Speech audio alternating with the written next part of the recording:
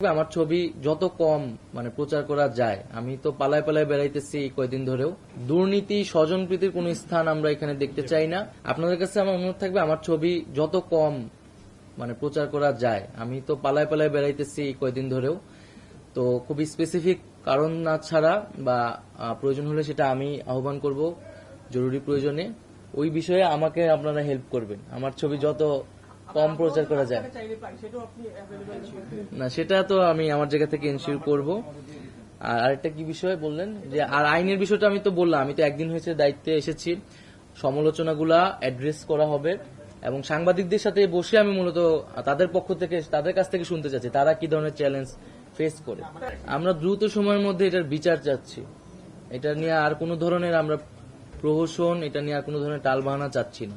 Priority তো আমরা সব মন্ত্রণালয়ের সর্বক্ষেত্রেই একটা কাঠামোগত সংস্কারের কথা ভাবছি, যাতে দীর্ঘমেয়াদী এটার সুফলটা আসে।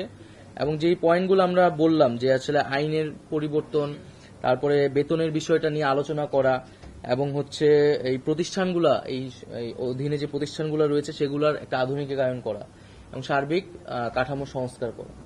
অবশ্যই আমরা তো বলেছি যে দুর্নীতি, স্বজনপ্রীতির কোন স্থান আমরা এখানে দেখতে চাই না এবং প্রতিষ্ঠানগুলোকে সম্পূর্ণ নিরপেক্ষভাবে আমাদেরকে দাঁড়া করাতে হবে এবং সাংবাদিকদের প্রতিও গণমাধ্যমের প্রতি আহ্বান থাকবে।